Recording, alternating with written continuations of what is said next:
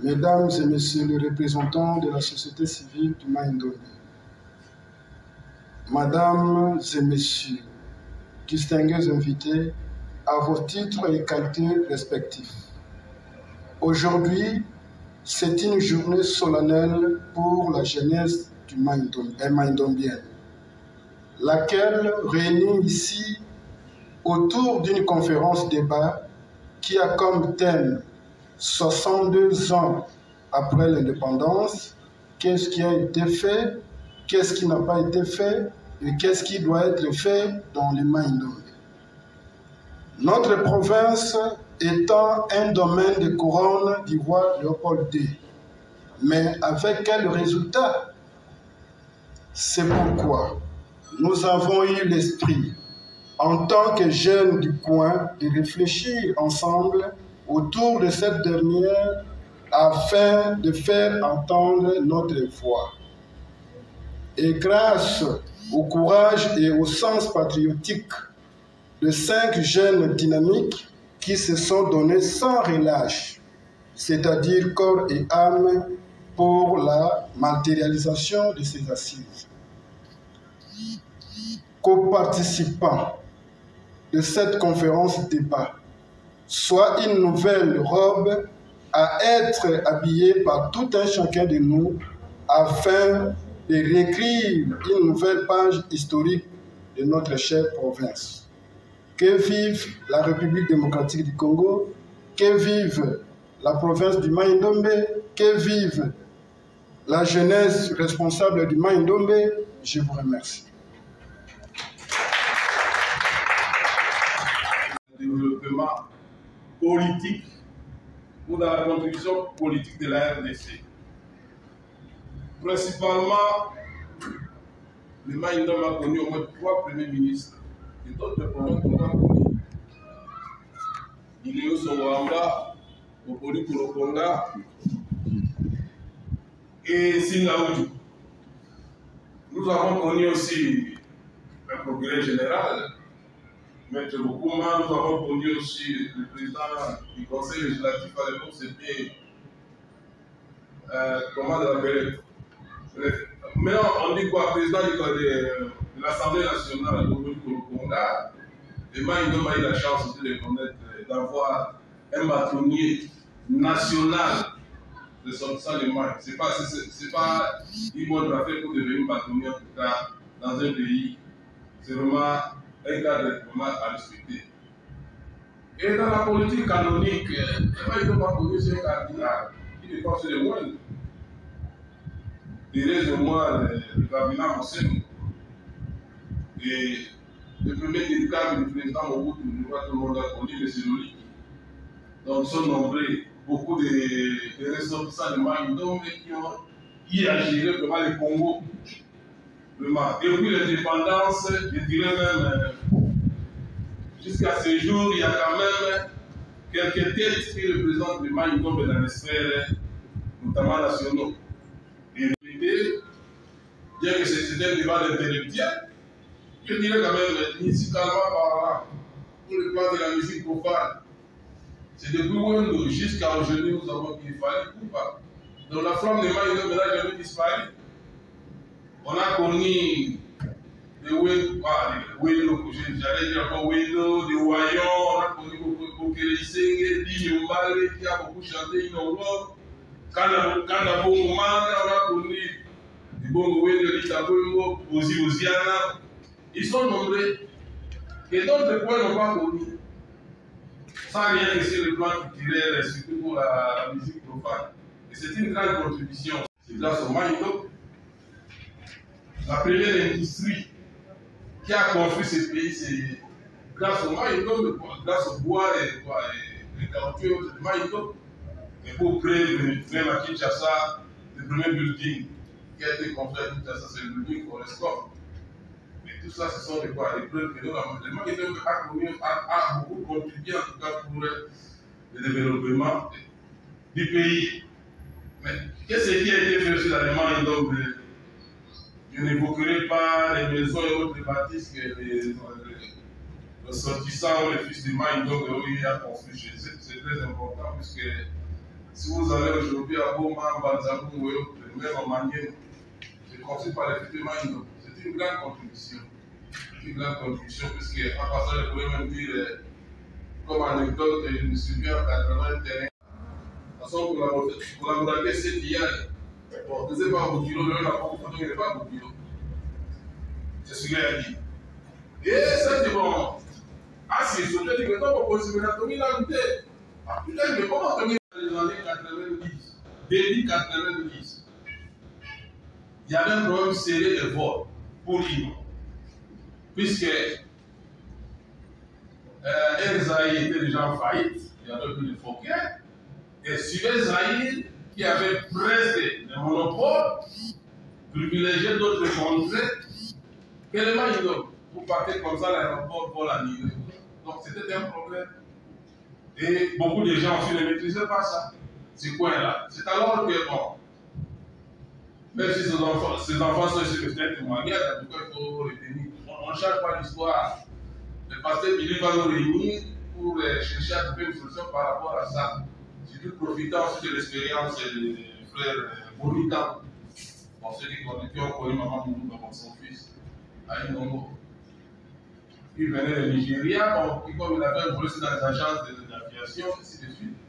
C'est de suite, nous aurons validé de créer ce qu'on a appelé AC, Agence Colombe Express. Et on a commencé par les appelements d'avion, ainsi de suite. Et la situation a arrangé tout le monde, puisque sinon, alors, même que ce soit les autorités politiques et d'autres personnes, n'allaient pas tout ça atteindre les nombreux facilement. On a commencé par les appelements et un petit de suite. Bon. L'histoire a commencé à évoluer. Donc, et les autres compagnies aériennes, dont la CIA et d'autres, ont commencé quand même à voir. On a montré quand même intéressant.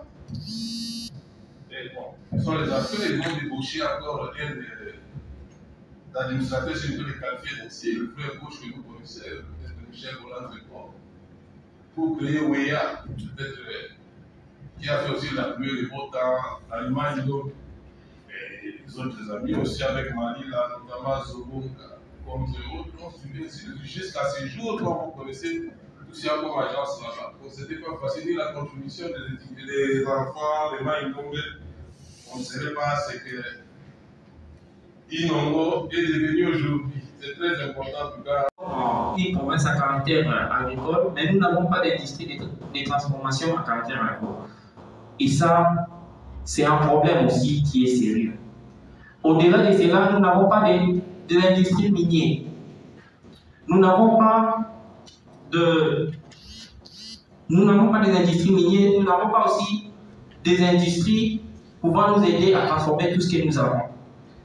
Et là, c'est une honte aussi pour notre province, 70 ans après. La province de Maïdombe n'attire pas vraiment des investisseurs. C'est aussi un problème. Nous n'attirons pas des investisseurs. Les gens pouvaient venir, mais quand ils arrivent, ils trouvent que non, il n'y a pas vraiment d'attractivité, ben, ils rentrent. Nous devons fournir l'effort de ces côtés-là, de telle enseigne que la province puisse bénéficier de tout ce qu'il a, donc qu'il puisse bénéficier de ses atouts. Alors, à nous qui sommes jeunes, j'aimerais vous dire une chose. Là où nos aînés ont échoué, nous devons fournir l'effort d'améliorer. Ceux qui ont lutté pour l'indépendance de ces pays étaient jeunes comme nous. Si vous regardez, même Lumumba, Mobutu, Paul Maurice, tous étaient jeunes comme nous. Ils avaient ces sons-là de la jeunesse, ils avaient encore la force avec eux. Et la province de Maïdombe peut encore compter sur nous qui sommes encore jeunes. Et qui n'ont pas été faites, mais c'est que moi je suis plus dans une étude perspective, ce qui doit être réellement fait. Eh bien, nous prenons l'exemple comme le petit séminaire Saint-Louis de Gonzague à Bokoro.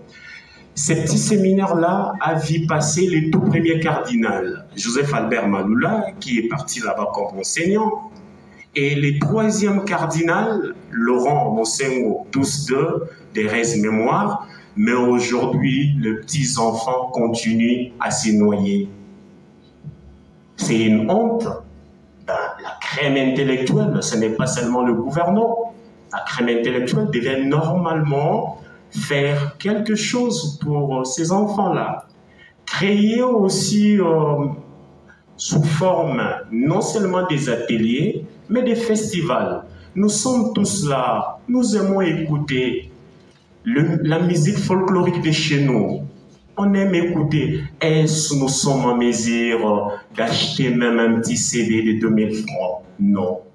C'est-à-dire quand ces musiciens-là viennent ici, ils entrent en studio. Après les studios, nous sommes là seulement avec les systèmes. Non, envoyez-moi ces disques-là. Non, il faut promouvoir cette culture. Et notre élément, c'est la langue. Nous sommes par moments habités. Quand on parle du Maïndombe, les uns disent que non, nous sommes ici du Grand Bandundu. Mais lorsque vous arrivez dans les Grands Bandundu, on vous dit que la langue de communication, c'est le Kikongo. Mais lorsque vous visitez le 8 territoires de la province du Maïndombe, on est un peu habité là. Le Kikongo, c'est un peu difficile. C'est plus le Lingala. Lorsqu'on monte au nord, nos amis de l'Équateur nous disent, ben non, vous êtes en train de dire que vous êtes du Grand Bandundu, mais bon, on ne vous accueille pas. Nous sommes devenus comme des chauves-souris. Proposition, parlons plutôt de Banalak. Ça aurait été intéressant de parler de Banalak. Et puis, deux éléments culturels. Le premier intervenant, la procès avec brio. Lorsqu'il cite le nom des musiciens, est-ce que nos musiciens sont fiers de leurs origines? C'est toujours un élément culturel. Oui, on peut beau avoir de frères, mais s'ils ne sont pas contents d'appartenir à cette belle et magnifique province, ça va poser un problème. Et notre élément culturel aussi important, nous sommes l'une des rares provinces, après le démembrement bien sûr, avoir 8 territoires en son sein. Mais il faudrait que dans les 8 territoires-là, nous arrivions à parler le même langage, à parler la même langue. Déjà, nous parlons la même langue vernaculaire. Vous êtes à Oshweputu, Inongo, Kwamoto et les autres territoires-là, c'est le Lingala. Et c'est le Lingala-là qui doit nous permettre de bien communiquer parce que cela constitue notre force. Le tourisme est régi par une loi, la loi 18/018 du 9 juillet 2018. C'est cette loi-là qui fixe les principes fondamentaux du tourisme. Et l'avantage qu'a cette loi, c'est que dans cette loi, on répartit aussi les compétences entre les pouvoirs centraux et les provinces. On va développer ça. Pour le ministère ayant en charge du tourisme, nous avons la province qui est énormément les privés. Parce que sans les privés, vous n'aurez pas les tourismes. Les tourismes, c'est d'abord un fait privé. Et l'État n'est bien ajusté que pour la régulation et pour l'orientation de la province. Il y a des ceux-là qui n'ont même pas visité les Maïndombe qui sont dans cette salle. Et voilà, nous avons l'amour de cette province. Et voilà pourquoi nous faisons grand Japon. Les atouts pour le tourisme des Maïndombe, il y en a plein. On ne peut pas les citer ici. Nous avons tout ce qu'on appelle sites naturels, comme forêt, lac, cours d'eau, tout ça, nous en avons. On fait un très bon tourisme synergétique en faisant les bons tourismes. Nous avons la mosaïque des cultures et nous faisons des liens ici. Oui, territoire. Ce sont des éléments qui rendent fort notre tourisme. Nous avons même l'histoire. On a parlé ici du petit séminaire Saint-Louis de Gonzague de Boko. On a parlé de Maurice Paul. On a parlé de beaucoup de choses. Donc, tout ça, ce sont des éléments que nous pouvons mettre en musique pour pouvoir développer le tourisme. Quelles sont les contraintes? Je suis très content que les contraintes ont déjà été abordées par mes prédécesseurs, notamment M. Mola, M. Merlin et puis M. Ferry. Ils ont bien expliqué les contraintes, mais tout ça se résume par ce qu'on appelle les manques d'infrastructures de tourisme dans notre pays. Oui, nous voulons aller à Inongo, mais on va dormir où? Mais pas spécialement à Inongo. Nous voulons aller par exemple à Moshi, on va dormir où? Nous voulons amener les touristes. Mais l'avantage du tourisme est que l'infrastructure touristique ne coûte pas trop cher. Ne vous en faites pas. Nous avons déjà une très bonne infrastructure du tourisme dans notre pays. qui s'appelle des cours d'eau. Donc, pour aller au Maïndombe, on peut pas de l'eau. On n'a pas besoin qu'on construise seulement la route pour aller. Bon, je sais pas, c'est une question, une réflexion. Je me dis, après avoir écouté les intervenants, je me dis, les tableaux de notre province semblent être sombres. Le premier intervenant nous a présenté les fils de Maïndombe qui ont occupé les différents postes au niveau de ce pays. Je reviens directement au niveau du tourisme, au troisième intervenant à Yémen. J'ai grandi au Maïndombe. Les études primaires Maïndombe. Secondaire Maïndombe, l'université aussi de la Kinshasa. Nous, on voyageait dans les bateaux qu'on appelle Moudimbi, Rendazé, Ovalizé, tout ce que vous voulez. Il y avait aussi Kunji. Il y avait aussi Kunji. Alors maintenant, tous ces bateaux-là, il y a eu des hommes qui ont eu l'argent à cette époque-là. Bien que ce aujourd'hui, mais pour la même réparé, il y a bien des gens qui sont au bateau, au pit là-bas, traînés comme ça, mais il y a des gens qui ont de l'argent, où on pourrait faire ça, et le tourisme peut revenir. Mais en tout cas, je ne comprends pas ce retard que nous avons eu, ou bien c'est la mauvaise voie, bien c'est comment, je ne sais pas. Mais je demande à ceux qui ont l'idée de lancer cette affaire. Je n'étais même pas au courant. La sensibilisation n'était pas aussi bonne. C'est aujourd'hui matin seulement que mon frère me dit qu'il y a une conférence sur la Maïndombe. Ah bon, il y a quelqu'un qui a pensé sur ça. Je me suis dit casser là où j'étais pour venir assister et comprendre ce qu'on va traiter. Vraiment, ceux qui ont eu cette idée, je les encourage. Mais ce que je demande, que vous ne soyez pas comme les gens d'hier. Ils nous ont faussés. Si vous revenez sur ce chemin-là, alors nous ne ferons rien. Nous ne ferons rien. Et nous vous demandons vraiment d'aller avec cette lancée. Je pense que ça pourra encore nous aider. J'ai voulu tout simplement peut-être apporter un plus comme conseil, mais je n'ai pas de questions, parce que quand je pose des questions, il n'y aura pas de réponse. Ça, je l'ai toujours connu. Nous venons de traverser un passé aveugle, nous sommes dans un présent muet, notre avenir est sourd. Voilà, je venais de suivre avec intérêt les diagnostics tels que énoncés par vous, mais nous avons besoin de remèdes. Mais vous avez oublié une chose très importante. Vous avez parlé des ressources naturelles et vous avez oublié les ressources humaines. La plus grande ressource pour le développement d'un pays, c'est la ressource humaine. Je pense qu'on doit mettre l'homme au début, au milieu et au centre, même à la fin du processus du développement. Ma question s'adresse à M. Okosso, parce qu'il a parlé du tourisme. Je connais les Maïndombe parce que je suis arrivé là-bas en 1964, lorsque j'avais encore une année. La question, c'est de savoir que faire de cette province du Maïndombe. J'en reviens, ça fait quelque temps. Je n'ai pas pu même traîner à cause de délabrement de la cité du Nongo. Que faire? Nous comptons des nombres de morts. Nous pleurons des morts. Que faire? Paul Maurice, on l'a oublié. Nous devons rendre justice à l'histoire. Que faire? La conscience est où? Dans le Maïndombe. On a cité beaucoup de noms. Mais tout ce monde-là, ce sont des illustres qui ont existé avant nous. Qu'est-ce qu'ils ont fait? Leur bilan. Que faire? Ma question s'adresse encore au premier intervenant qui a étudié avec moi à l'université de Kinshasa, Prosper Moula. Que faire pour valoriser ces ressources humaines? Je vous remercie.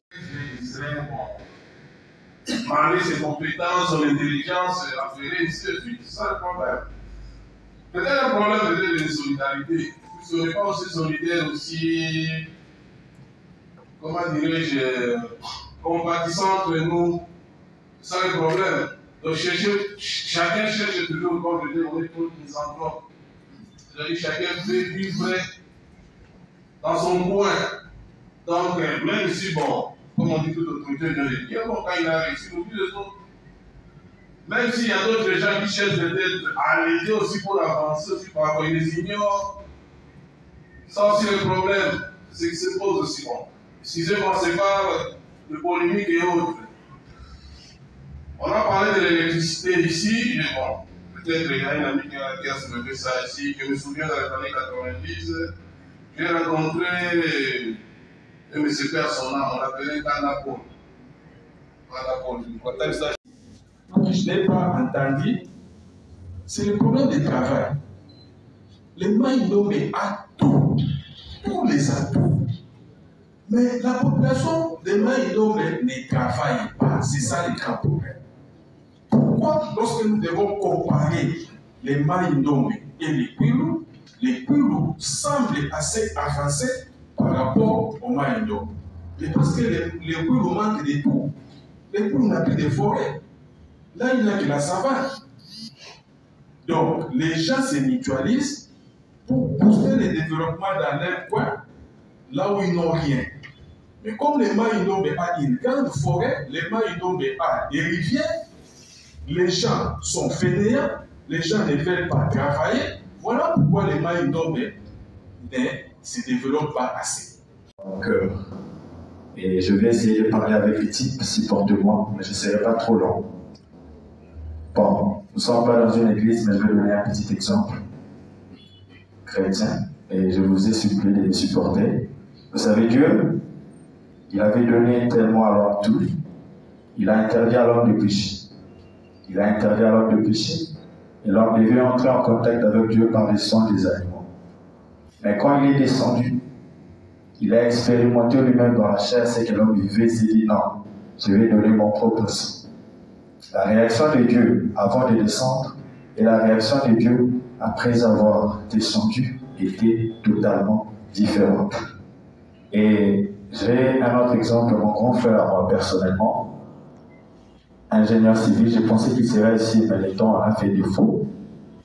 Il venait d'être dernièrement à Inongo après plusieurs longues années. Avant, quand il parlait d'Inongo, il le disait de manière superficielle. Mais dès qu'il est rentré, quand il te parle d'Inongo, il a des larmes aux yeux. Et juste après, il fait des choses qu'il ne faisait pas avant. Il a envoyé de l'argent à sa famille souffrait. Et qu'est-ce qui a changé son état? C'est une expérience. Il a vécu ça personnellement. Et je vais finir, je ne sais pas si c'est une question ou une suggestion. Comment parmi nos intervenants, il y a quelqu'un qui a fait plus de 40 ans, qui ne connaît absolument rien de ce qui se vit à Inongo. Ce qu'il nous dira ne sont que des théories. Nous avons besoin de personnes qui y vivent. Il y a le monsieur qui est ici, il est enseignant là-bas. Ce sont des personnes qui doivent être là, qui y vivent. Et pas une personne qui a fait plus de 40 ans. Nous sommes jeunes, nous avons besoin du développement de la province. Pas des théories, non. Nous avons besoin vraiment du concret. C'est une suggestion et une question posée aux organisateurs, tout en finissant que je remercie vraiment le courage et l'initiative. Je salue aussi les championnats des organisateurs de Sorman pour la merci. Maïndombe aussi peut s'en approprier. Mais oui, vous êtes collégien, le collège. Vous allez parler les lingala. À ce moment-là, le lingala devient un instrument culturel parce que c'est l'homme qui est au centre. Pourquoi j'ai évoqué cela? J'ouvre une parenthèse, je vais la fermer tout de suite. Lorsque vous êtes au Sangourou, le Sangourou est issu du démembrement du Grand Kassai et que toutes les... que vous connaissez. Il a offert des pères depuis l'âge de 6 à 7 ans. Mon ami Roger est là, Roger Batik est là. Nous avons étudié avec lui et William ensemble. Ils sont des Kivu, mais ils ont vécu ici. Papa et autres là, tout ça. Tout ça qui les ont aidés. Avec un mois dans la bango, des gens qui viennent ici quand Fanny a émigré.